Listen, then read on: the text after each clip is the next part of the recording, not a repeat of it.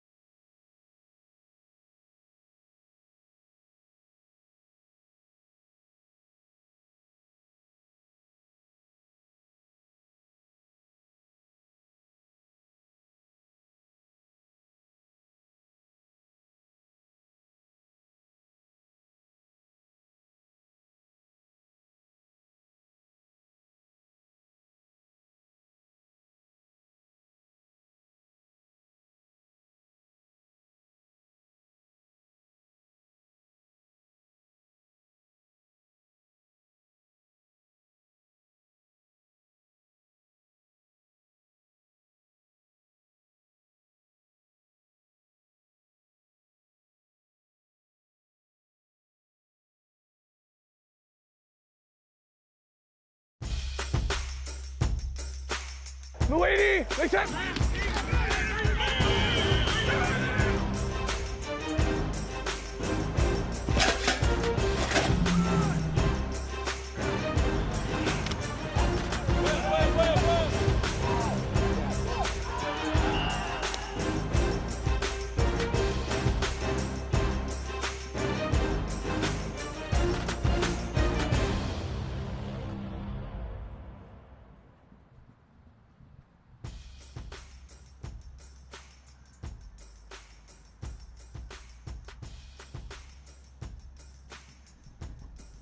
soak that in, Lions fans. That is the last time you will be seeing that this preseason. Today is the final show of Lions Training Camp Live presented by Rocket Mortgage. It has been a blast bringing you this show all training camp long, and today we are wrapping it up with a show on the defensive backs. Hello and welcome to Lions Training Camp Live presented by Rocket Mortgage.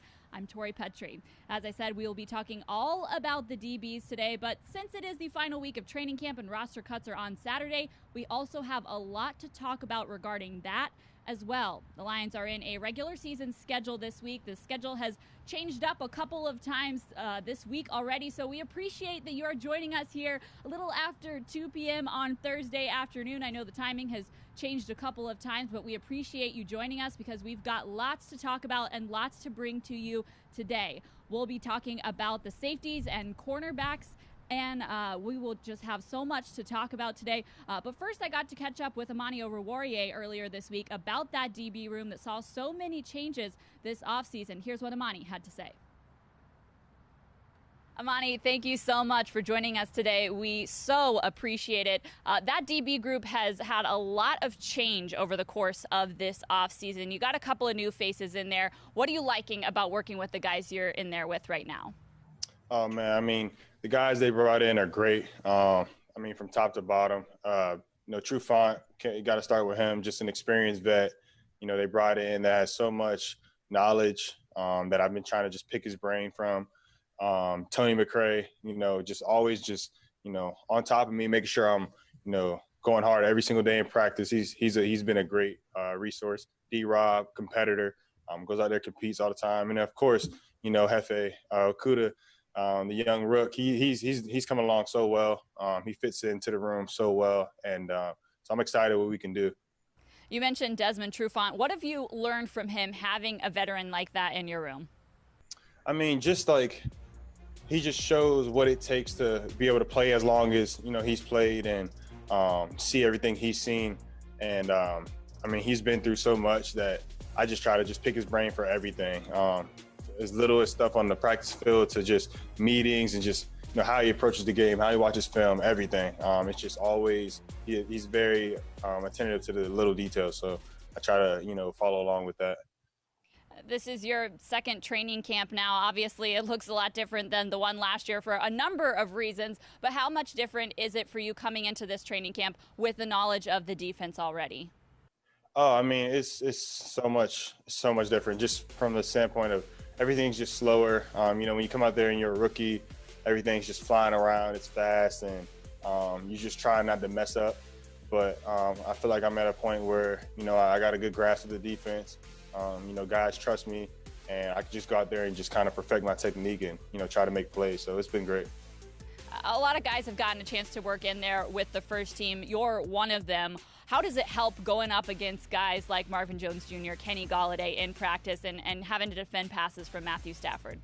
I mean, it's going to prepare us well for the season because, in my opinion, Stafford's, one of the top quarterbacks in the league. I mean, he amazes me with throws every single day in practice. I'm sitting over here like, man, what are you looking at? How do you doing that? He's just like, I don't know. It's just because it's absurd. And then obviously Kenny and Marv, the Twin Tower, they do their thing. They come to work every day. They make me better as a player every single day. So I'm so thankful to have those guys on my team. Well, you mentioned it at the top, the Rook, Hefe, Jeff Okuda. What is your relationship like with him, and how have you guys kind of developed that friendship as camp has gone on? Yeah, I mean, it started off the back. I mean, as soon as he, was drafted here, he kind of hit me up and wanted to hurry up and just get acclimated and meet all the guys and just fit in well. And so he did that. I've just been trying to help him out however he needs with, practice film, technique, finding his routine for taking care of his body, everything, man. He's been doing well. He's coming along really well. So I'm excited for him. We're all excited for him. Yeah, that's something that we've talked about when it comes to the cornerback position is how tough that position is to pick up as a rookie. I mean, you were doing it last year. What kind of position is he in, and what kind of perspective can you give us on what it's like to try and grasp this defense when you just walk into the building? Yeah, it's tough, man. I mean, you come from, college where, you were one of the best on the team and you just were that guy. And, you come to the NFL, everyone's that guy. So you got to really hone in on the little things, the little small details, and come to work every single day because there's some great athletes out there in the league. So he's doing, like I said, he's doing well. He's doing really good. He's out there making plays. So once he builds that confidence and really hones in on it, he's going to be a great player in this league. And I have no doubt about that. So we love where he's at. Well, we talked about it at the top, the shakeup at the cornerback position. It really looks nothing like it did last year. So there's obviously a lot of competition when you have a situation like that. Guys playing for spots to see who are going to be the starters this year. How is that dynamic in that room? I know that you guys, are a close group, but there's also competition. How does that work? Yeah, I mean, we just, Coach Unlin always says it at the end of every meeting. He's just fam. That's what we try to create, just a family atmosphere. Yes, obviously there's a business aspect to it, but at the end of the day, we're just trying to make each other better, push each other in this room, and just make sure when we go out there, we got the best guy out there every single time, no matter if someone goes down or not. We all got to be able to play. It's a long season. You saw it last year. Guys can go down at any point, so we all got to be ready regardless. And I think that's what we've been sticking to. Amani, thank you so much for joining us. We cannot wait for that week 1 game to see you and your teammates out on the field. Thank you, Tori. Hey, Lions fans. Thank you for watching Training Camp Live, presented by Rocket Mortgage. We'll be right back. Your house brought you together. Like, really together. And although together is great, together with more space is better. With Rocket Mortgage, you get personalized loan options, closing costs, and tax estimates, all in real time. So when you need to know what it takes for a home to fit your budget and your family, Rocket can.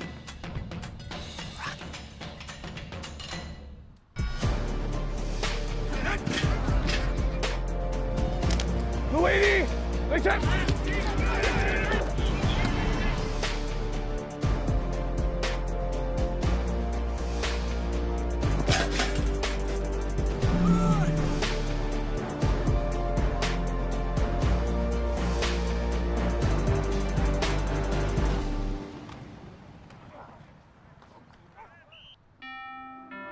Jade is about to buy her first home, and with a verified approval from Rocket Mortgage, she has the strength to compete with cash offers.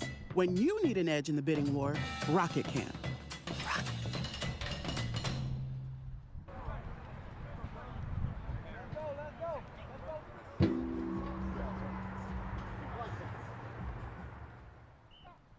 Welcome back to Lions Training Camp Live, presented by Rocket Mortgage. I'm Tori Petrie, joined here on set by DetroitLions.com's Tim Twentyman. Tim, this is the final time you'll be joining us on Lions Training Camp Live. We are wrapping up our shows after today, but that just means the regular season is right around the corner. It felt like we might never get to this point. 1 week from today.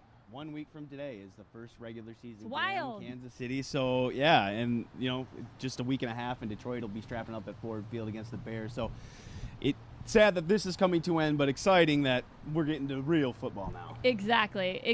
That is the sentiment we all share, because we are excited that the regular season is finally coming around. All of the COVID-19 protocols have gone according to plan. People are staying healthy, and it looks like we've got regular season NFL football right around the corner. We previewed every single position group on the roster, and that leaves us today with the defensive backs, Tim. As we've done every single show, we want to get the fans involved, so we're asking them our social poll question, and this week's question is, which DB will have the most interceptions this year? So you guys chime in with the hashtags of the last name of the player that you want to be the answer to this question. Which one you think will have the most interceptions this year? Your options are hashtag Amani. We gave you the first name there, so you didn't have to worry about trying to spell his last name. And then you have hashtag Coleman, hashtag Okuda, hashtag Trufant, and hashtag Walker.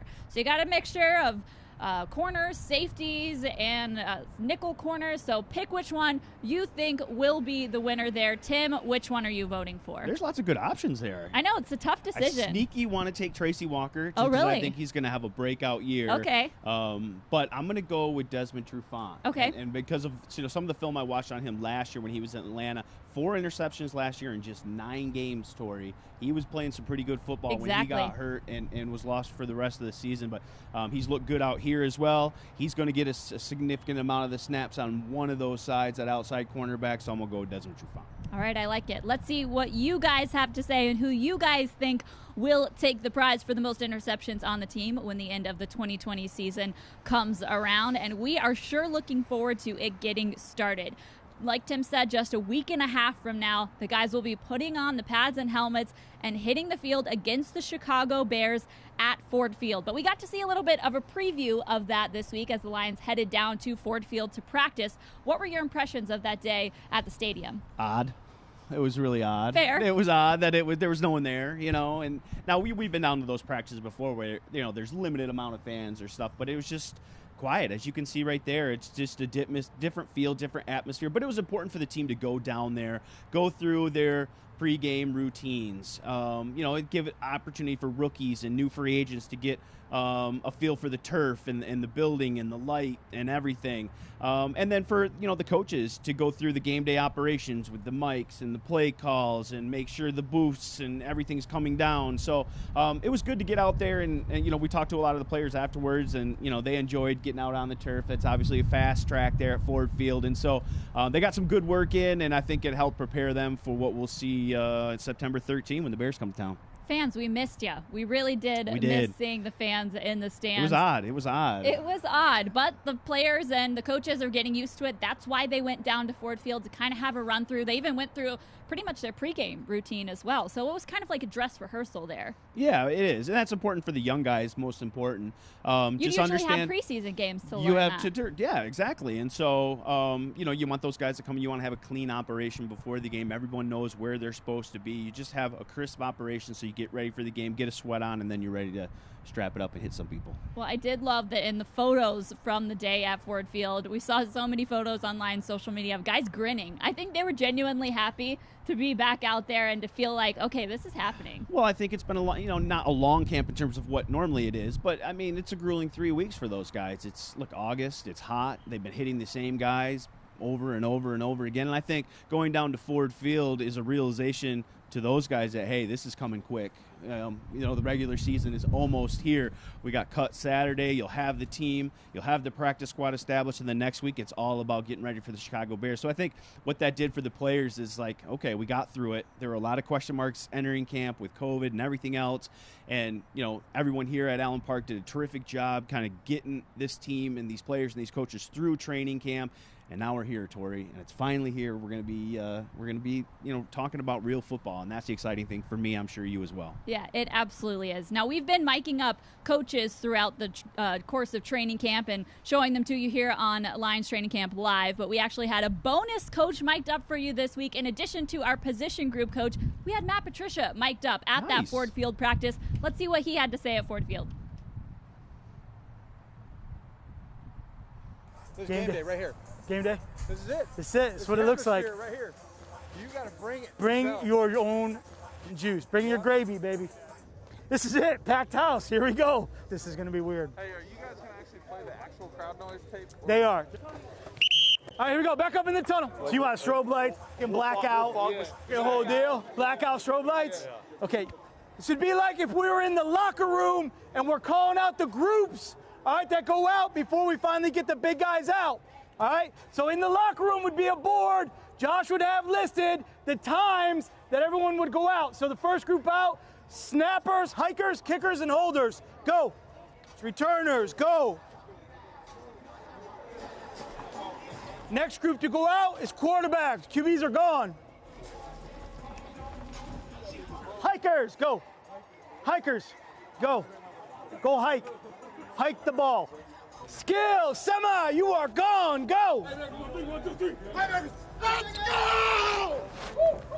All right, whoever's left should be big guys, right? Big, strong, powerful, angry, mean, tough. That's me.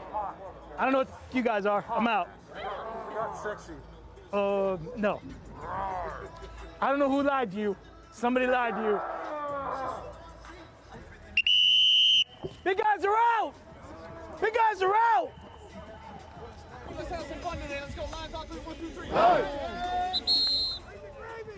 Bring the gravy! You ever in your life think you'd play an NFL game in front of no fans? Oh, never. Welcome to your new house. Yes, sir. Yes, sir. Good? Yeah. Sure.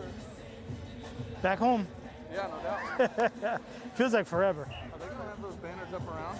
So see that little section right there? So rows 2 through 7 will be covered all the way around by that. Okay, man, all right. Look, good job on that. All right, when we got done, after Prater nails that last one, then we would all go in the locker room, go up. We'd have our 11 minutes of downtime before we bring it back up and get ready for the game. All right, everybody good with that? Good job going through it. Good job your mental prep. All right, great workout here. Okay, flip the switch. We're in practice now. Let's get something done. We're going to individual right now. We got 10 minutes of Indy, and then we'll start the scrimmage. Everybody good? Hell yeah, offense down there, defense here. Let's go, Indy, let's go.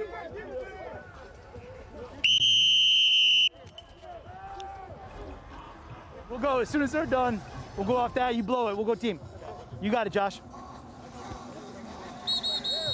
Oh, we got to get a better whistle. Team! This is the crowd noise here, right? Stafford, this is crowd noise.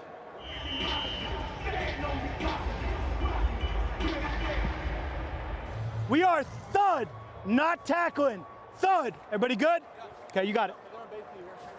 All right, here we go.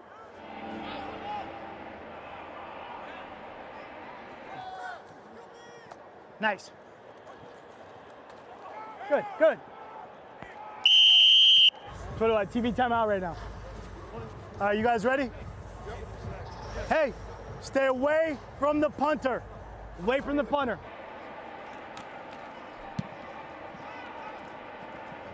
Short yardage. We are not live. We are not live. Yes. First down.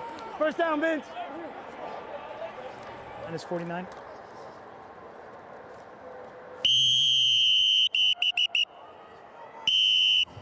Going for one. Going for one. He's trying to harass the punter. You gonna harass the punter? Yeah. Okay, 101, no timeout, second quarter. Yep. Hey, the game. Okay, good. There you go. Hey, did you give him Did you give him this one?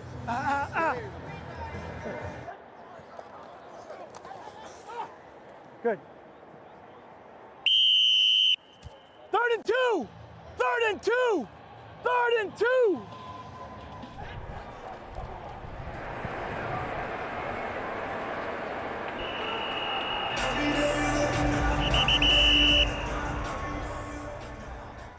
All right, man. Hey, that's a good job, okay? It's good work.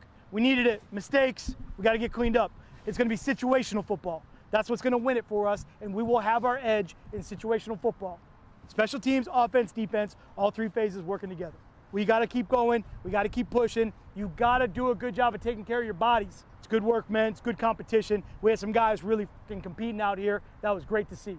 That was great to see. We got a really great team, man. We got a lot of fucking great guys. We got a lot of fucking great guys. This is a great team. This is a great brotherhood. Keep pushing, pull it together, man. Good job here tonight. All right, everybody good? Hydrate, take care of your bodies. Great job, man. Great leadership, great job. Break them down. Run back. I love having the head coach mic'd up. You heard him there talking about the crowd noise that they would be playing at Ford Field. So the players are going to hear a version of the crowds. Well, guess what? They're going to get to see a version of the crowds too, because they're going to have these cutouts in the seats here. Tim, what do you think of this? I don't have a cutout. I'm sorry. Where's my cutout? Host only. No cutout for Tim Twentyman. But this gal will be in the stands. Actually, do you think they'll let me put her on the sidelines? I think so. Yeah, that's I like the jacket there. Yeah, solid color. Well, no, is that you. pink or what do you call that? We had a debate about this, whether it was pink or purple. So it's one of those things where whether the dress is gold or blue. Is it magenta or something like that? Yeah, something like that. But called? she's got her microphone in hand. She's ready to go. This is my cutout that will be at the stadium. You guys can have your cutout as well. It is $150 for the entire season to have one of these right here in the stands at Ford Field. If you go to DetroitLions.com/cutout, you can buy your cutout. But if you're a season ticket member, it's actually only $125. So that's a deal there. I'm still disappointed I don't have a cutout. You got to shell out for it. Cutout. It's $150 it looks nice. for you, Tim. Okay. I remember that. It goes to good cause, though, Lions charities. It does. Yes, this is not going to the Detroit Lions. It's going to Detroit Lions charities. So these will be going to a very good cause if you purchase a cutout at the stadium. And if you pay $1,000, you can actually have your cutout sit beside Barry Sanders. Nice. I bet they can get a photo of that, right? Yeah, you can get yourself your cutout sitting beside. That's a package deal. Yeah, right. Yeah. I want to know how much it is to sit beside mine. Solid. You get a discount, actually. $10. No, I'm just kidding. No, I like it. All right. Well, this is Cutout Tori Petrie. She will be at Ford Field. Hopefully, you guys will be joining me. At least the cutout versions of yourselves will be joining me at Ford Field. Go to DetroitLions.com/cutout to be able to get your own cutout for the season. I love those so much. You can also get single game versions of them as well if you'd rather just have your cutout there for the military appreciation game or maybe for the crucial catch game, depending on what cause is most important to you. And the funds for that cutout will go towards charities that support those causes. So it's all around just a really cool idea. A great way to get fans involved in a season that looks quite different. Yeah, it's good. We talked about, what the atmosphere was like and what it was lacking at Ford Field on Wednesday. So to put some faces in the crowds, to pump in some noise, it makes it feel, at least for the players, a little bit like, you're getting that energy on game day. So it's good. And like you said, it goes to great cause. So that's the most important thing out of all this. Exactly. Well, we hope we will be seeing cutout versions of you at the stadium all season long. I'll make sure to go by and say hello to them, or at least my cutout will. We'll see what ends up happening there. But we have so much to talk about still about training camp. This is the final show of the year. We are going to look back at all of training camp. So, Tim, what I want you to do is take us through some of the top 5 plays of training camp. I know. There's a lot of good stuff that happened behind us. It's tough to choose from. And, of course, we tried to pick shots that we actually had video of. That we had, so you guys can actually see the plays, see how they unfolded. And so this top number 5 play, we're going to count down 5 to 1. This play, we talked about it earlier in one of our other shows. It was the hawk spike. It was a hawk spike. You know what I liked about this play is that, we talk about versatility at the tight end position. Look where he was lined up. He's out left. That's a cornerback. And just to use his body, and shield the defender away. And then, look, boom. Bam. That's what I like. He talked about wanting to have more fun. That's fun. Look, I think that's going to be a weapon. You can line him up in line. You can line him up in the slot. You can line him up wide, which we saw right there. He's just going to be a really good weapon for them. I absolutely agree. And the Lions are hoping that they got a weapon on defense in Jeff Okudah. During the beginning of camp, he was able to snag an interception on Matthew Stafford, and I think he was pretty hyped up about this one. And Matthew's calling for the free play there. Now, we have to let everybody know that was a free play, but look at the coverage there. That's Marvin Jones Jr. That's a guy who, goes down and makes deep ball catches all the time, uses his body well, cuts in front of defenders. And look at Jeff. He just kind of shields them. Ball skills there. We knew he had him coming in, and I believe that was his first interception of camp. Now he's mixed in with the first team. So, look, Jeff was happy there. He was, wanting some love from his defense. But I think that was a good play just to show speed, size, can shield a wide receiver, and then has good ball skills. It was a good play by the Rook. Matthew Stafford did make sure to point out, though, he did. That it was a free play. It was a free play. But still, and look, the offense is going to take their shot, but kudos to Jeff for, not making it turn into something for the offense. Absolutely. All right. Well, we are down to play number 3 now, and this one was from Saturday's scrimmage, Tim. Oh, I feel bad for Justin Coleman. I mean, what are you going to do here? And this was live during the live tackling scrimmage. Look at the only thing is he didn't turn his head probably quick enough, but that's sticky coverage. And what are you going to do there? That's just Kenny Galladay making a great play in the back of the end zone, a one-hand catch. Look at that, using that off arm, shield him away, get a little bit of get some separation there. But look at the concentration of boom, catch that with one hand. We're going to see a lot of that from Kenny. We saw it obviously last year. We're just going to continue to see it. He's had a terrific camp. He's been one of the best players out here. Speaking of one-handed catches, that wasn't the only one we saw all camp long. Actually, our next 2 plays are one-handed catch. This one, though, was on the defensive side of the ball. You got to give those defensive guys some love, too, Yeah, we do. And look, a veteran guy, Reggie Ragland, he's been in this league for a while, and look at him go up, boom, and just snag it. He had great depth there. That was a beauty. And then, look, the width for all to get on his horse and get downfield for a pick 6. I love how Matthew Stafford tried to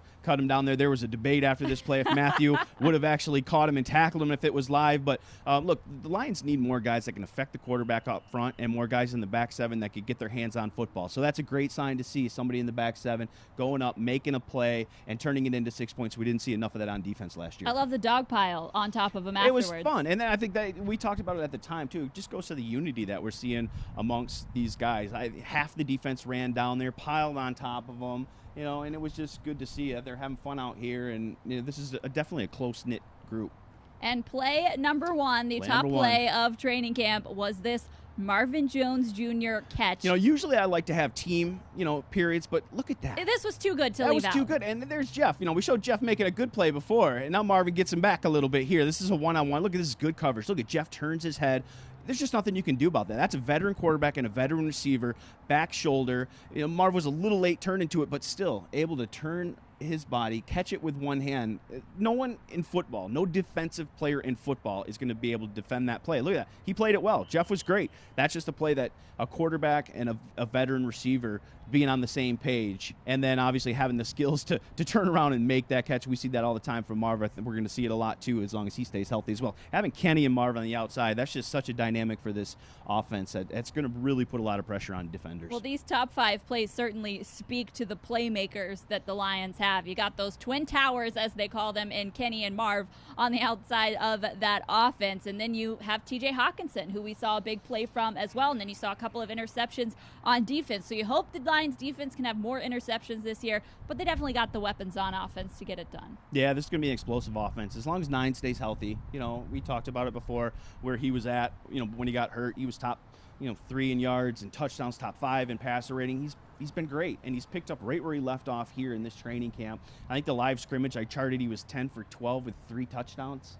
Nice. And that's been every day with Matthew. And so he's really, really, been crisp out here. And like you said, he's got his 3 receivers back, his top 3 receivers back. The only team in the NFL that had 3 guys catch at least 60 balls for 675 yards. And you add, TJ Hawkinson. We see tight ends who take a big leak in their second year. And then Kerryon Johnson, if he can stay healthy, and what they've added with DeAndre Swift and some of the guys up front. So I just think this is an offense that can be really dangerous, Tori. Scary dangerous, as long as guys stay healthy and those guys up front gel. TJ will talk about that a little bit later. He knows all about that. I'm sure he will. And you mentioned Matthew Stafford. We're kind of looking at the big picture takeaways from camp now that we're at the very end of it. Matthew Stafford's obviously one of the big ones. What have you thought of his performance out here and where he has picked up in terms of his injury? Well, I think the great thing for him is just being in the second year of this offense now, and I think that's where you see the biggest difference. Last year he's trying to learn this offense while we talked about before, while dealing with some personal stuff with his wife Kelly and the brain surgery,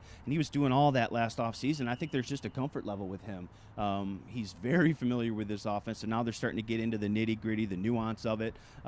Nothing's new to him. He can make the calls quickly. I think him and Darrell Bevell are on the same page in terms of plays they like, plays that work for them. And this is a Darrell Bevell offense that also likes to stretch the field. They use play action a lot, and you've got a quarterback that can make all the throws, that has a strong right arm, and is one of the better deep ball throwers in the league. So it all fits together. And then you have Kenny and Marv on the outside. We saw the highlights.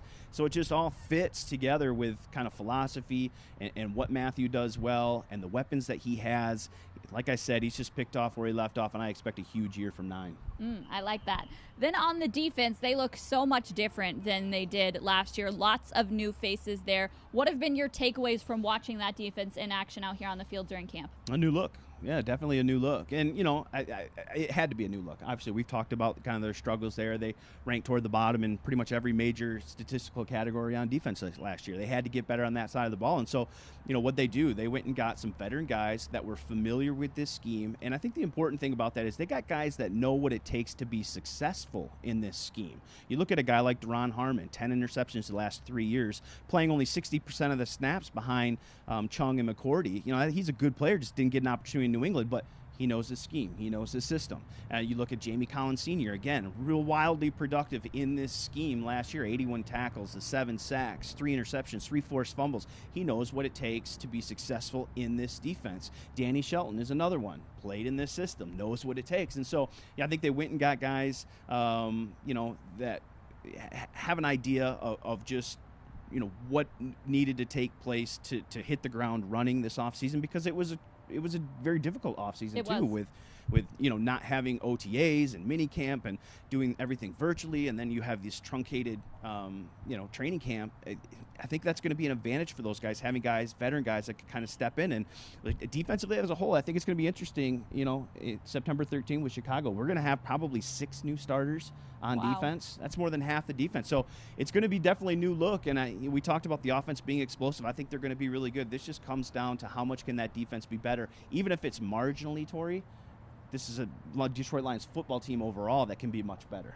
Well, quickly, as we talk about these takeaways, one takeaway has to be about the COVID-19 protocols and what things will look like this year. Yeah, it's going to be different, unfortunately, and we talked about the fans not being there and some of those other things. And so, look, you're going to navigate it through it. We're going to navigate through it. Hopefully at some point we get fans back there, and they ease some of the restrictions and it can get back to a little bit of normalcy. That's obviously the hope. All right, I want you to give us briefly 2 or 3 position groups that you're paying the most attention to when roster cuts happen this Saturday and they have to get down to the 53-man roster. Got to get to 52. Let me pull my roster out here so I make sure I got it. There's 3 positions I look at probably the most. I think punter is an interesting one. Okay. Between Jack Fox and Aaron Sapos. We talked to Braden Coombs, the new special teams coordinator, last week, and he said it's pretty much split in a lot of the categories that they use to, differentiate these guys and evaluate these guys. And so I think that's going to be a tough competition. I think it's going to come right down to the end. I think another one for me is at the running back position. I think there's some guys there. Obviously, Swift is going to be there. Kerryon Johnson's going to be there. I really like what Jason Huntley has provided here in camp, their 5th-round pick. I think he's there. And then you got Kabinda as the sole fullback. But then you're talking about Ty Johnson, Jonathan Williams, Wes Hills, Bo Scarborough. Maybe only one of those guys gets a roster spot. So I think that's a tough decision there at running back, too, just to kind of get that core group down and what you're going to head into the regular season with. And then the other one is the interior offensive line. I think between Ode Abushi, Kenny Wiggins, and Bo Benchwall, I think there's maybe one spot for those 3 guys. Maybe they keep an extra offensive line. Maybe they keep 9 and you keep 2 of those. But I think one of those guys is going to be on the outside looking in. Another tough decision because those guys have all contributed and have a ton of upside. Well, here's one thing that makes the roster decisions a little bit easier is the relaxation of some practice squad rules in light of COVID-19. We've got a graphic here to kind of lay it all out for you because it's a little bit confusing. But the biggest thing that you need to know is that now the Lions are able to have 16 players on their practice squad. Last year it was 10. It was adjusted to 12 in light of the new CBA that was signed in March, but in light of COVID, it was expanded to 16. Tim, help us understand what that means for the Lions and roster cutdowns on Saturday. Well, it's huge. I think the big one there is the 6 unlimited accrued seasons too. And there were restrictions before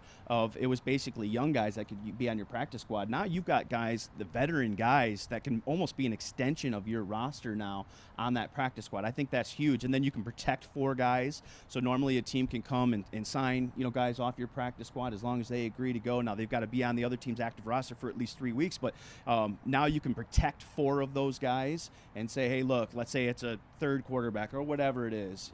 Teams can say, nope, he's with us. We want to develop this guy. We don't want to lose him. He's important. He could be coming up soon, so they can protect him that way too. And the guys on the practice squad will be important even on game day because as you see there, the deadline for roster adjustments is moved up to 90 minutes before kickoff. So teams can make adjustments to their roster and who's on the practice squad and who's on the active roster up to 90 minutes before kickoff, and that's so that you can have guys play in case of any last-minute COVID-19 designations. And you can also have 48 active players on game day, which is important if you have to move guys up in light of COVID-19, but there is one special caveat to that. Important to that, you have to have 8 offensive linemen active, so then you'll get that extra other guy. But to have 48, you've got to have 8 offensive linemen. If you don't have 8 offensive linemen, you still have to stick with 46 on game day. And finally, the final change is an IR change. It means you can have unlimited players returning from IR this year. That certainly helps in case of injuries, in case of COVID-19 designations. You no longer are limited to 1 or 2 players coming off of IR. It's however many. And that's big. It was 1 a few years ago. Last year it was 2. It was going to be 3 this year before they changed the rules. And the only thing with that is, when you put a guy on IR, he's got to be on IR for 21 days, 3 weeks, 3 games. Shorter than it usually is, Shorter than it normally is. It's usually about half season. Yeah. So, and then they've got a 21-day acclimation period, practice period. So once you take them off, you can get them back in practice, get them acclimated, and you can get them right back on the roster essentially 4 weeks after they go on IR in a speedy case. And so that's a definite switch. And again, as you're trying to keep football going, and if we do have some issues with COVID, that's an important distinction. All right, that roster cut down day is this Saturday, but enough about training camp recaps, enough about roster cut downs. We are here to talk about DBs today, and who better to talk about that than DB coach Steve Gregory. I caught up with him earlier this week. Take a look. Steve, thank you so much for joining us here today. We are excited to talk some defensive backs on today's show. Let me just ask you this. What do you like about the group you have to work with? Yeah, it's a really good group. I mean, obviously we got a lot of new faces and guys that came in from some other places and some young guys as well. But, they're working really hard together. Over the course of the offseason, even though it was through Zoom and all of that stuff, they've really built a really good bond. And, just like the way they go out to work every single day, they try to get each other better. There's no egos in there. And I think that's what you enjoy coaching about those guys. How challenging has it been for you stepping in and taking over a new position group in an off season that has looked so different? Yeah, it's had some challenges. Obviously not having the off season, not being able to be on the field and practice, OTAs, all of that stuff that we've all missed so much. Especially with a bunch of new guys, obviously me being a new coach and, just having all of those different issues. It's been a little challenging, but I mean, overall, I think the guys have done a great job. I mean, they've bought into the process that we're doing. It's been great to get here during training camp now and have some practices under our belt. I think the guys have done a really good job of just buying into the process and just really working hard on their own outside of the building to make sure they're ready to go. You and I talked way back in the draft. That seems like now, but we talked then, and it was when the Lions drafted Jeff Okudah, who you are now coaching. You were excited about it then. What are your thoughts on him now that you've had some time to work with him? Yeah, Jeff's been great. He's a very hungry, humble young man. He comes to work every day trying to get better. I think, he obviously has a lot of things that he needs to work on, and he understands that. The game is different than college. I think he's still getting used to that. We got to remember he's only been here practicing for, a really short period of time, and not having that off season to get caught up to the speed of the game and get used to playing, in the NFL has brought on its own challenges. But, his work ethic, what he brings every single day, his eagerness to learn. He's a smart kid. Obviously he has all the physical tools that you love in a cornerback. So he's been doing a really good job. We just got to keep him coming along. He's working hard. How much does it help him to be able to go up against the offense that this team has? We saw what they were able to do last year, and obviously we know that offense is quite talented. How does it help him facing them in practice? Yeah, they're rolling. I mean, obviously with that receiving core over there, the quarterbacks, the things that they present challenge-wise for any of our DBs, really, to be honest with you. I mean, it's a great opportunity for us to get better each and every day, to work against those guys. Stafford, especially for the safeties, the things that he can do, trying to manipulate the defense and different things like that. It's really good work for us. So I think down the stretch, that's only going to help us get better. It challenges us every day, and it's kind of fun in its own way. Well, we talked about the rook. Let's talk about the vet. What has Desmond Trufant brought to that room? Yeah, he's been great. I mean, he's a true professional. Everything he does, from meetings to walkthroughs to his preparation before practice, his film study after practice. I mean, everything is done at a professional and a very high level. And I think, for the young guys in the room, or even some of the guys that have been playing some football for a while, just seeing how he approaches it every single day is something that's really, worth following. Obviously he's played for a long time now. He's had a lot of success, and, I'm really glad he's here. He's been great. Another guy you guys brought in this offseason was safety Duron Harmon. It has been clear watching what you guys have done from a social justice standpoint that Duron has come in and become a vocal leader of that group. Obviously, you know him from New England. What has it been like seeing him step into that position of leadership here in Detroit? Yeah, it's been great. Duron, not only is he a really good football player, but he's a special person. He's a great leader. The way he commands, the way he can speak to certain issues and certain things, both on and off the field. I think the guys really look up to him. It's funny because, I knew Duron, he came in as a rookie when I was kind of the veteran playing, back so many years ago when I was in New England. And now here he is kind of in the same year I was then, and to watch his progress, watch his development, you know, watch what he's become, not only as a football player, but as a person, is something really special. So really happy he's here. He's doing a great job for us. Just got to keep it going. I love it. Now, we haven't gotten to see the players up close, but I've seen a few photos of Tracy Walker, and he is looking huge and ready to go for this season. What are you expecting from him in 2020? Yeah, excited. Tracy's been working really hard. I mean, he continues to try to get better each and every day, you know, work on his craft, working on communication, working on gelling and making the unit work as one. And, you know, obviously Tracy has a really good skill set on the field. He's still developing. He's still a young football player. He still has, you know, a lot more that he can get better at, and he knows that. So just watching him every day go to work, continue to get better. I'm excited for what he can do and what he can present for us on game day.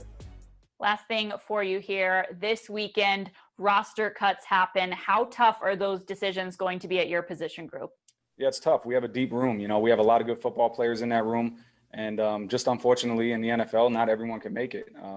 So we'll see how it plays out here over the next few days. You know, you'd love to keep everybody. There's a lot of great guys in that room, but you know, at some point we're going to have to make some tough decisions. And, you know, those guys are doing a great job though of competing and giving themselves every opportunity they can to be here on this team. Steve, thank you so much. We appreciate it. We love chatting with you here, and we actually got a chance to mic you up earlier in the week. So let's go ahead and take a look at that. Let's go, man. Just have a great day, all right? Lead these guys, you know what I mean? Just like you've been. Lead by example. When you got to say something, you say something. Just keep doing what you're doing, man. You know what it's supposed to look like. Violent escape. Violent escape. Here we go. Set hit. There you go. I like it, JD. Set hit. Set hit. Chill. Pedal. Break. Break.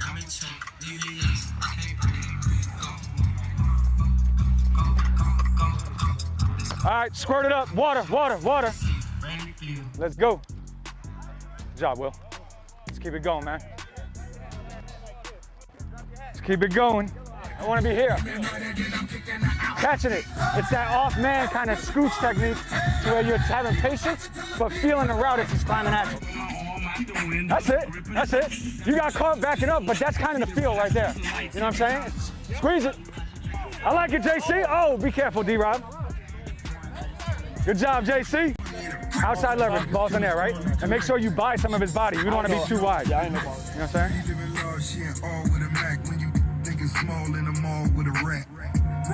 There you go, Jalen. There you go. Keep independent feet so when you break, you can break fast. You don't want to be here like stuttering like this. Just have good patience. You can work independent feet without being too choppy. You know what I'm saying? This way, when he breaks, I'm keying this guy. Boom, I'm coming out of it. Good, Bobby, good. Now, true, now. There you go. Good. That's it. Monty, just be careful. Like, when you do it, you don't want this arm in there. Good. Hey, D, you got to be alert, right? Can't just get locked in. Talk. Let's talk. Coming back. Grab it. Ah. All right, all right, all right, all right, all right. All right, Bobby. Just get your weight down now. Yeah. I like it, True. There we go. Good job, Amani. True, good work. That's it. Hey, if you lock it, that's it. Just work over the top of it. Good job today, fellas. Way to stay mentally tough, stay locked into what we're doing out there. All right? Just keep getting better. Take care of your bodies, get some treatment, do whatever you got to do. Got a big day tomorrow, go over to the stadium, finish this thing up strong, all right? Somebody break us down. DBs on 3. 1, 2, 3. DBs. Hey, this is Hefe, and you're watching Training Camp Live, presented by Rocket Mortgage. Your house brought you together. Like, really together. And although together is great, together with more space is better. With Rocket Mortgage, you get personalized loan options, closing costs, and tax estimates, all in real time. So when you need to know what it takes for a home to fit your budget and your family, Rocket can.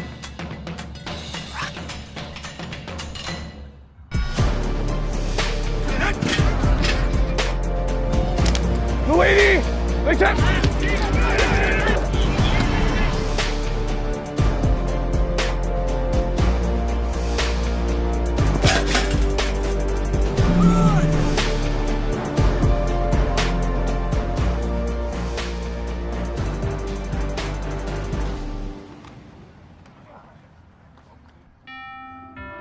Jade is about to buy her first home. And with a verified approval from Rocket Mortgage, she has the strength to compete with cash offers.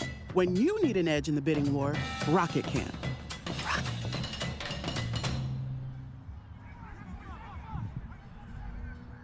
Welcome back to Lions Training Camp Live, presented by Rocket Mortgage. I'm Tori Petrie, joined here on set by Lions legend TJ Lang. Once again, TJ, thank you for coming back.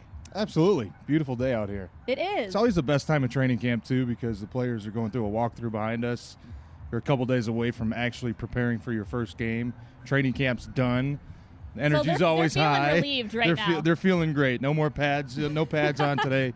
Probably not for the next couple days. Always, as a player, one of the best times of the year. Well, we are talking defensive backs today. That's why we brought in noted defensive back TJ Lang. Specialist. Expert. You look the part. You know what? I got to tell you.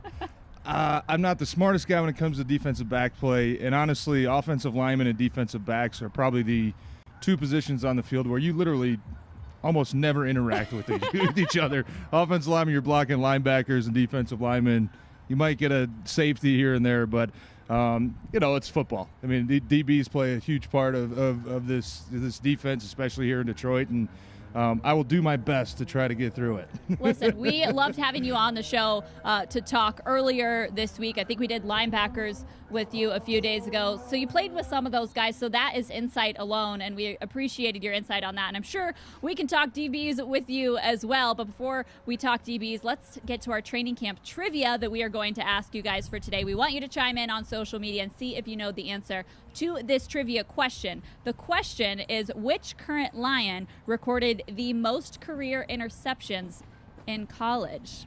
Ponder on that one. TJ, don't give the answer yet. You have some thoughts? I can't cheat. I mean, I would have guessed before you told me the answer. Don't say it. We'll discuss. I would have guessed somebody that's not the answer, so I would have been wrong. Okay, all right. Well, that way you guys know this is a little bit of a tricky question, so really put your thinking caps on for this trivia question. We will revisit that a little bit later in the show. We also want to remind you to chime in on our social poll of the day, so join the conversation for that. The question was, which DB will have the most interceptions this year? We've had you guys chime in. We gave you 5 options. The options were hashtag Amani, hashtag Coleman, Okuda, Trufant, Walker, and this is a pretty tight race, but Desmond Trufant is leading the way. TJ, what are your thoughts? Is this most interceptions? Most interceptions this year. Yeah, I'm going to go with Justin Coleman. Okay. I don't know why. I think I like the way he plays in the slot. In today's NFL, the third wide receiver playing on the inside generally generates a whole lot of targets, and I think he's going to, with the guys on the outside, with Trufant, he's been a player in this NFL, in this league for a long time now. I think he's got 14 or 15 career interceptions. He's going to get tested, but I think Justin Coleman's going to be my guess. All right, I like it. I don't know why. I have no scientific data to back that up whatsoever. Fine. It's just fine. a total guess. It's a hot take. That is your take for the answer to this question. We want to know your hot takes too, and we will see who wins at the end of this show. TJ, the defensive back room is one that has seen a lot of turnover this season. In March, the Lions traded Darius Slay to the Eagles. They traded for Duron Harmon from the New England Patriots. Then they brought in Desmond Trufant. There's just been so many changes. What does that do to a room when you have so much turnover in an offseason? Well, I think it has to expedite the learning curve. These guys coming into a new system, you missed all the offseason, the OTAs, work that you would have gotten in April, May, and June. But really, when it comes down to it, when you're a defensive back, I mean, coverages are pretty universal. Cover 2, cover 3 are pretty universal. And like offensive line play, you have to win your one-on-one matchup, especially in this defense. A lot of man-to-man coverage. It's basically you and the other guy. So I don't think it really matters what system you're in. You're playing man-to-man. It's man-to-man is man-to-man. It's not going to change once you come here to Detroit. There's no different way that they play man-to-man than what Desmond Trufant did in Atlanta. So I think that's probably a benefit for those guys coming in.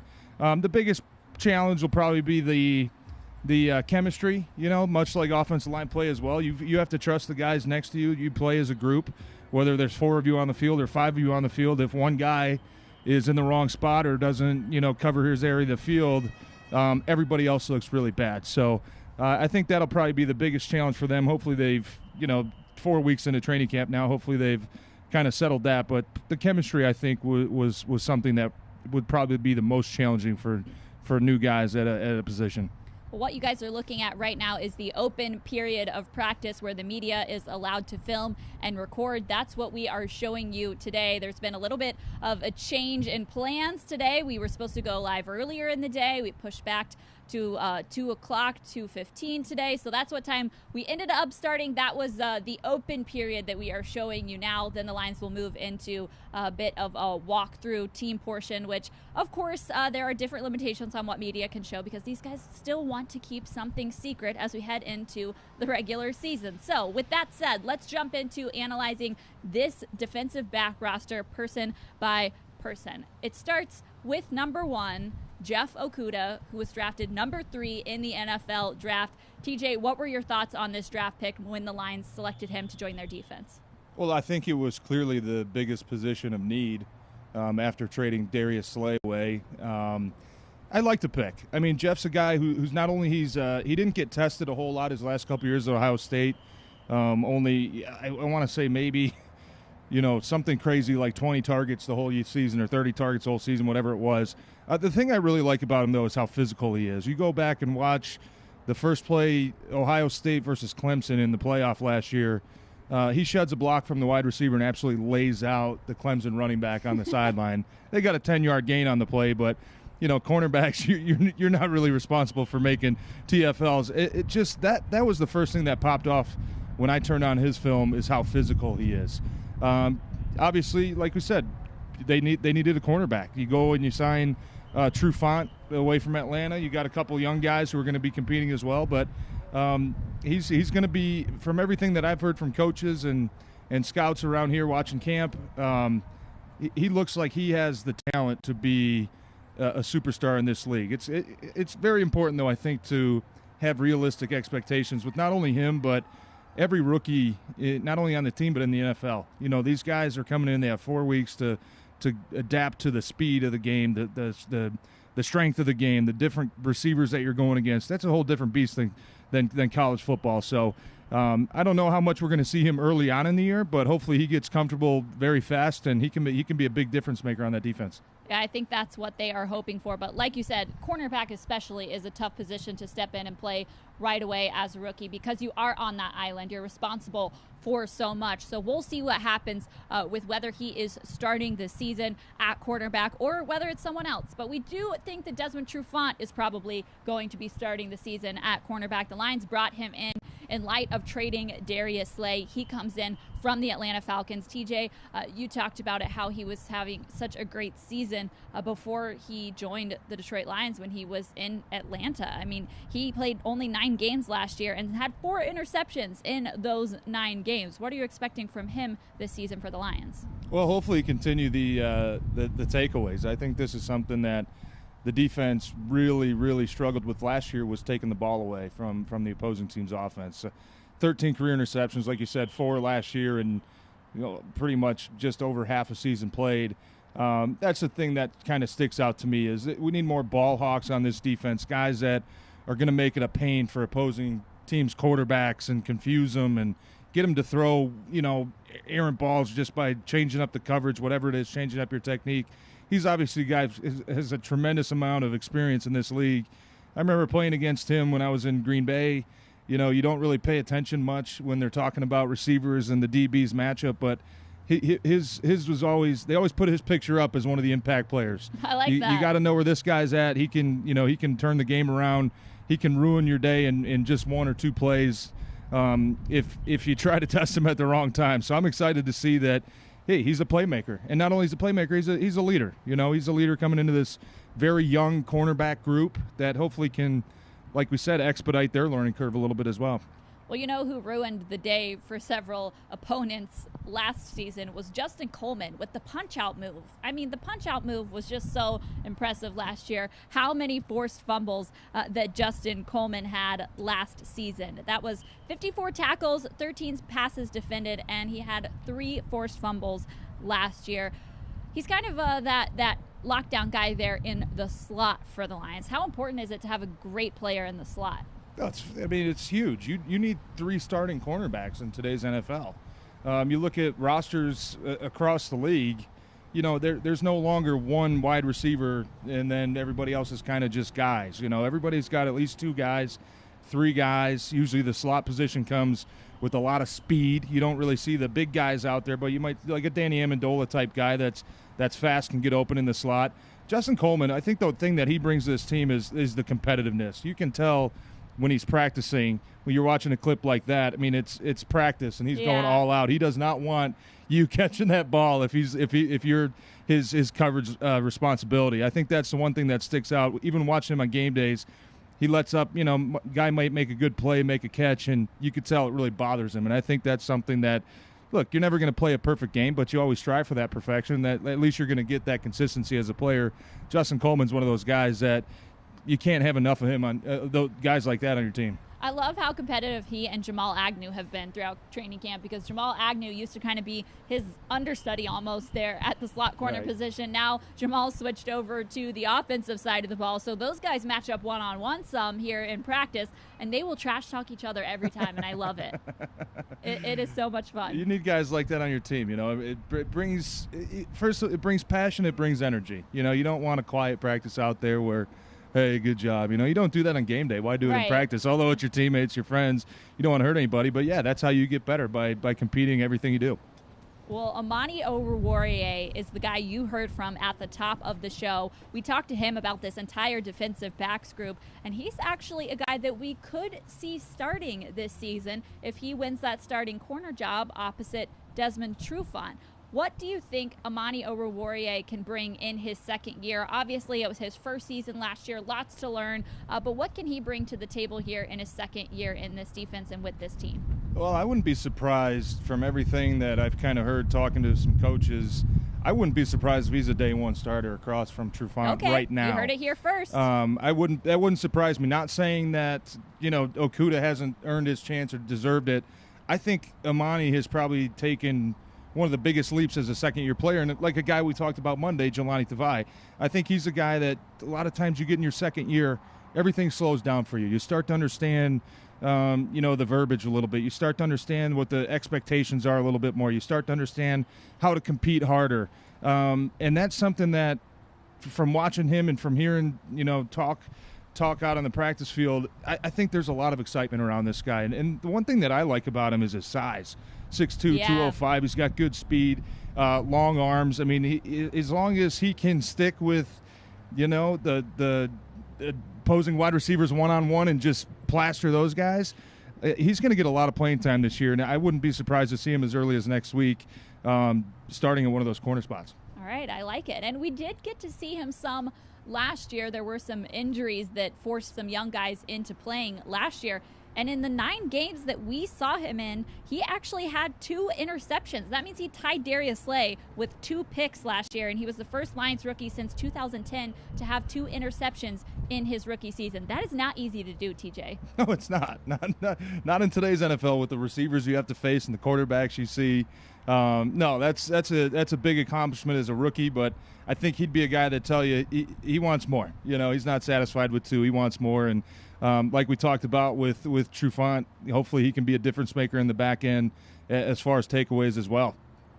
Absolutely. And we talk about how Jeff Okudah is coming in as a rookie and how tough that is to grasp. Well, Amani's already been through that. He had his rookie season last year, was able to get some of those kinks out, was able to have some playing time last year and showed out for the playing time that he did have. So I wouldn't be surprised either if we do see him at least to start the season there at that starting cornerback position. Let's transition now to the safety spot, because there aren't just corners in the DB room. There's also safeties, and Tracy Walker is a guy that we expect to be an impact player for this team. He was an impact player last year. He did get injured, unfortunately, so wasn't able to play out the full season. But this guy had 103 tackles in 2019 and 8 passes defended. Oh, yeah, and he had an interception, too. TJ, what does Tracy Walker bring to the table? 103 tackles. He missed 3 games last year. I think that kind of says it all from the safety spot. A guy that obviously you kind of rely on to be the quarterback of the defense, standing in the back, getting everybody in the right position, whether it's communicating, changing the play, make sure everybody's getting the checks. I think he's a guy that you see him come up on Dalvin Cook here on this play. He's versatile. I think that's something that these coaches love is to have a player like that can either play the deep middle of the field. He can come up and play the run if you need to get an extra body in the box. And he's a guy that, honestly, I think like we heard Tim talking earlier, he's a guy that you can put him on a tight end one-on-one and let him go match up with him, because he's not the biggest guy at 6'1", 210, but he's physical and he's fast and he knows what to do. I think the one thing is he's very instinctive player. You never really see him out of position. I think the biggest thing for him will be staying healthy. I think he's primed to have a big year there in the defensive backfield and kind of help, like we talked about with Trufant, help the young guys out. Yeah, Tracy Walker has matched up a lot on TJ Hawkinson in camp, and that has been one of the more fun battles in camp to watch. And you're right about his injury. That definitely came at an unfortunate time last year. The Lions had just traded Quandre Diggs to the Seattle Seahawks. They were expecting Tracy Walker to really step up into a huge leadership role at the safety position. And then, as you saw on that graphic there, he missed weeks 9, 10, and 12. 2 injuries. So it really was unfortunate injury timing for him, but he looks jacked and ready to go this season, and I think the Lions are expecting big things from him. I would agree. I think he's look at him standing there on the sideline. He just looks dialed in. But yeah, I mean, you talked about it. There was when they traded Quandre Diggs last year, everybody kind of wondered what's going on. Quandre's a good player. Quandre's a difference maker. I don't think it had so much to do with Quandre as it did the expectations for Tracy. I think everybody knew that he was ready for a bigger role. And like you said, it was unfortunate that he ended up missing those 3 games there in the middle of the season, which didn't really get a whole lot of recognition when he came back after that. But he had a great year. 102 tackles is no small feat coming from the safety position, coming down to the box, whatever it is, making sure you're not getting beat deep in the middle of the field. I hope Tracy stays healthy. He's a great kid, a hard worker, and can definitely be a difference maker on this defense. Well, the Lions went and got him a teammate there at the safety position in Duron Harmon when they traded for Harmon with the New England Patriots during free agency. They bring him in from the Patriots, where he was able to have 2 interceptions and 5 passes defended for the Patriots last year. But that was playing behind Patrick Chung and Devin McCourty. He really only played 60% of the snaps over the last 3 years in New England, so he wasn't even playing a primary role and was still able to show that much production. What can he bring to this team? Leadership, I think, is the first thing that stands out. It has been so evident, his leadership that he's brought. I mean, from everything that I've heard, it sounds like that's the type of guy you want in that room, especially with so many new guys and so many young guys that need to take a big step. Everything that I've heard, I mean, hasn't, like you said, hasn't got a whole lot of opportunities the last couple of years to play a major role on that defense for New England. But I think everybody's really surprised with his coverage skills. I think he's probably the one guy when you talk about safeties and you ask the coaches out here who's the guy that sticks out, everybody says Duron Harmon. He plasters receivers. When he gets put on a tight end or a running back, he plasters those guys. He's just very instinctive. And that's, that all comes with experience. He's been around in the NFL for a long time now. He's a veteran. I mean, he's probably seen it all. He knows how to, as soon as he split second, he makes up his decision and he gets on guys. So I think that's probably the biggest thing. And he takes away the ball too. I mean, 17 career interceptions without being a full-time starter.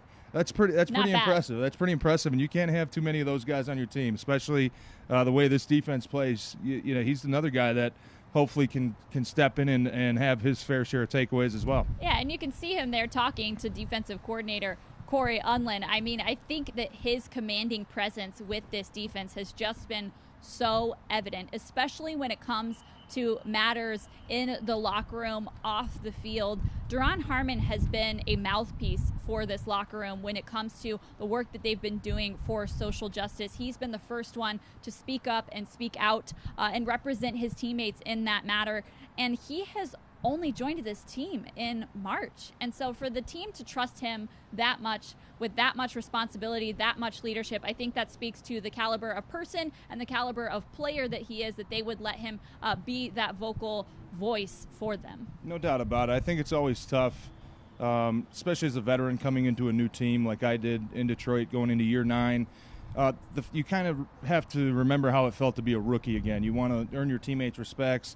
You want to come in and kind of just learn the way, learn how things how things work in the building and what the expectations are. I think for Duran to come in and immediately take a leadership role says a lot about the character that he has, I think. And obviously Coach Patricia knows him. We saw he played with Steve Gregory. I loved that detail. And in Steve's interview with me, he said that Duran Harmon is now the age that he was when he played with Duran in New England. So Steve Gregory was kind of going out. He was kind of finishing up his years in New England when Duran Harmon was a rookie. And now Duran is that leadership position while Steve Gregory is his coach now. It's kind of a crazy dynamic. Yeah, it's pretty ironic. But, even with that being said, Coach Patricia is not going to hand you a leadership role just coming right out, from a new team. You got to earn it. And I think for him to come out really only being together with the team for 4 or 5 weeks now, and him to step up into that leadership role, and you see him always talking, whether he's teaching the young guys or he's asking the coaches questions, always trying to get better,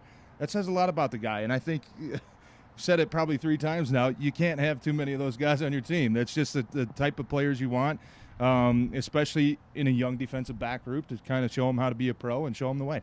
Well, we talked about the movement from year 1 to year 2 for a guy like Amani Oruwariye. Will Harris is another player who is doing that as well. He was drafted in the 3rd round by the Lions last year. He was thrust into a huge role after Tracy Walker was injured last season. Saw a lot of playing time last year. He was able to come up with 30 tackles there, 3 passes defended.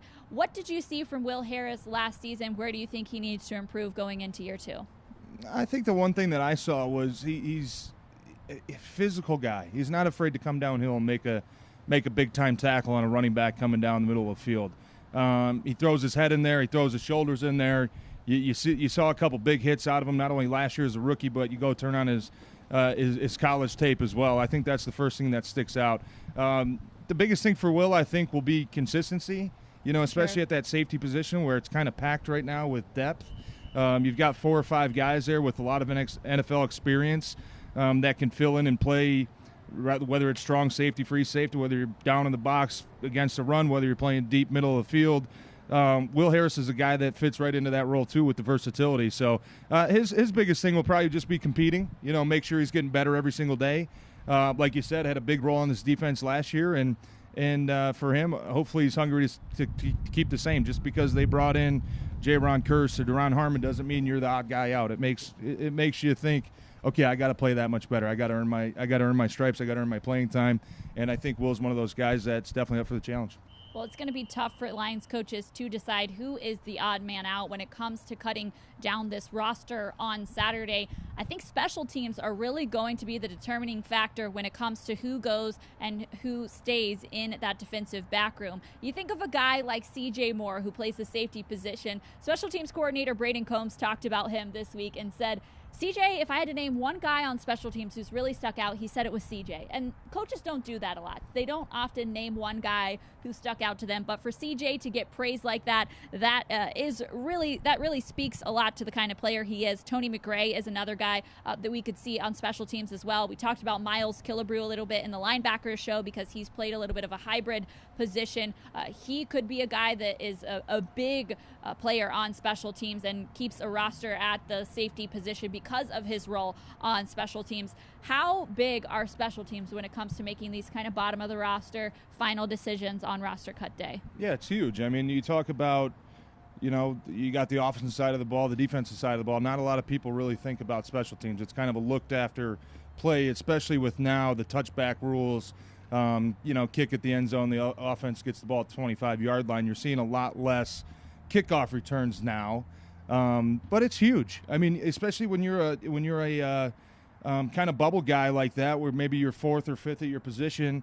If you can go out and outperform the guy who's 3rd or 4th ahead of you on punt team or on punt return, kickoff team, whatever it is, you're out there hustling and you're making plays.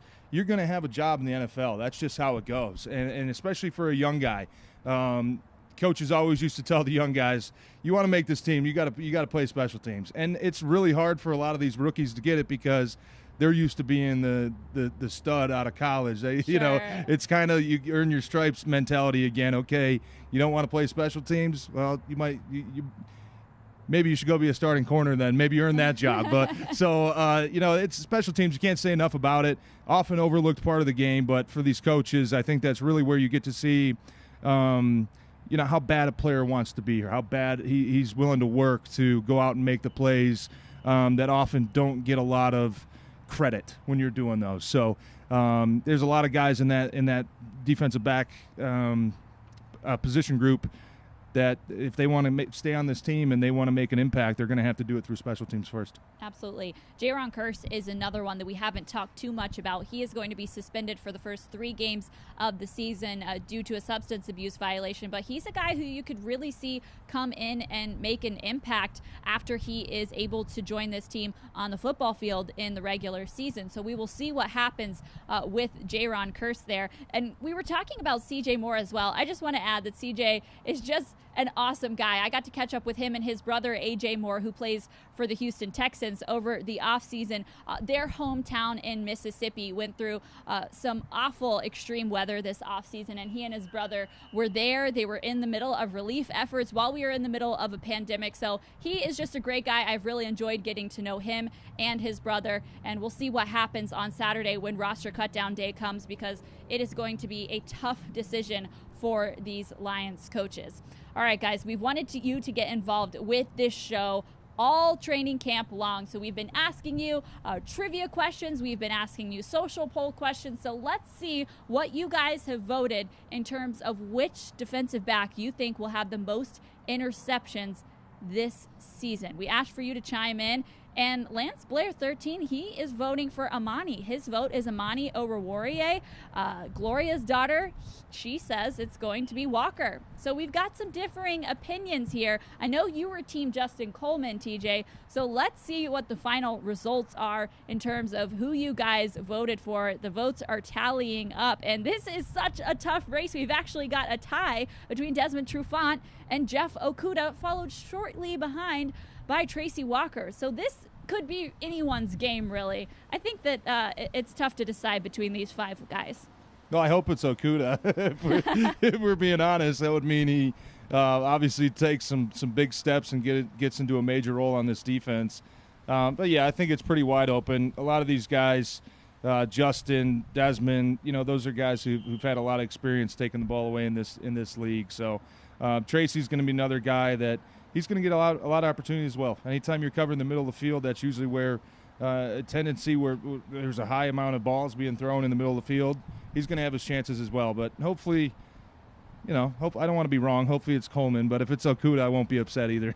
I don't think you'd be upset if it were any of them. Really. No, I would. As long as as long as the ball's getting intercepted. Maybe they right? could all have 7 or 8. That'd be a pretty nice season. I like it. Well, we asked you guys a trivia question as well. We wanted to know if you knew which Lions player had the most interceptions in their college career. So rewind all the way back to college. I told you guys it was a little bit of a trick question. I already told TJ the answer, so I'm not going to ask him for the answer here, but I am going to let you guys know who the answer to that question is. I'm sure you're kind of scrolling through the defensive backs. Actually, it's Jamal Agnew, who is now playing at wide receiver for the Lions. He had 11 interceptions for San Diego. Did you think it was going to be a wide receiver who had the most interceptions?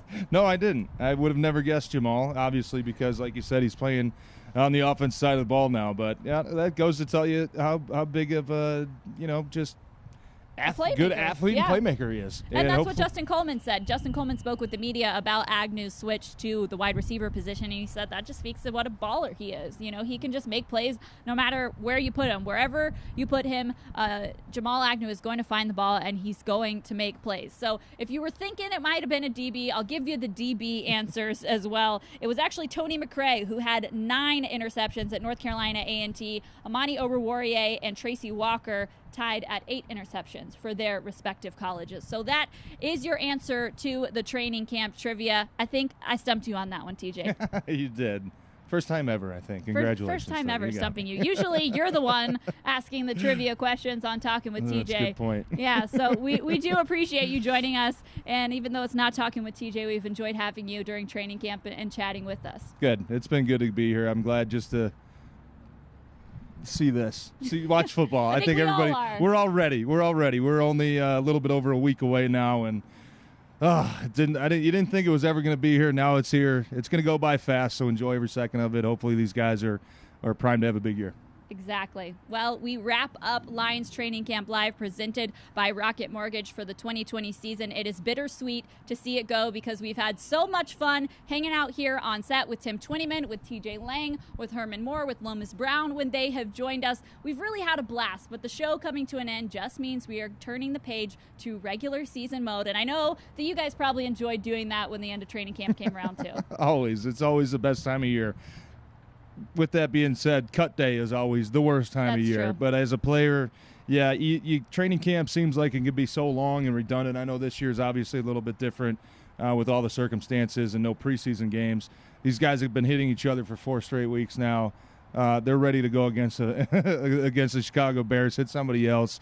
It's, regular season. What can you say? It's the most exciting time of the year, and this weekend's going to be tough for a lot of guys, a lot of coaches, and even the guys who make this team. Unfortunately, you're going to have to say bye to some good friends. There's always some surprise cuts that come out of nowhere, but it's a business, and it's a game of football. It happens every single year.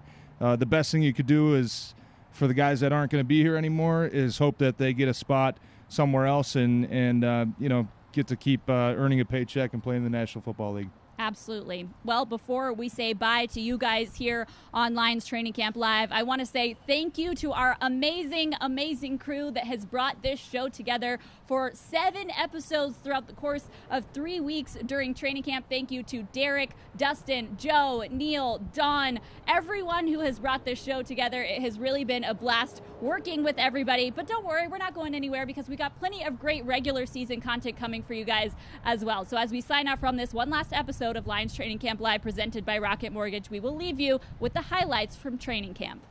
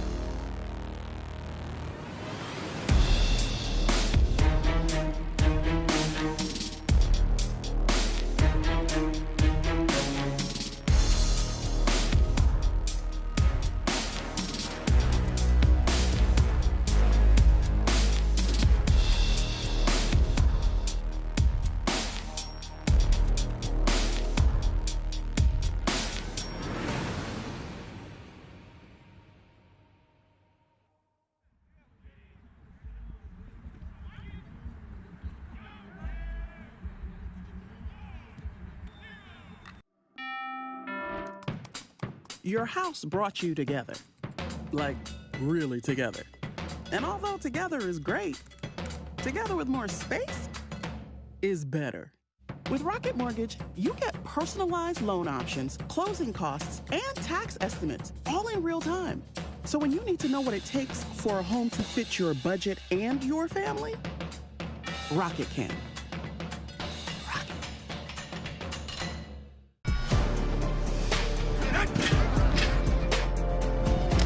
Luigi! Listen!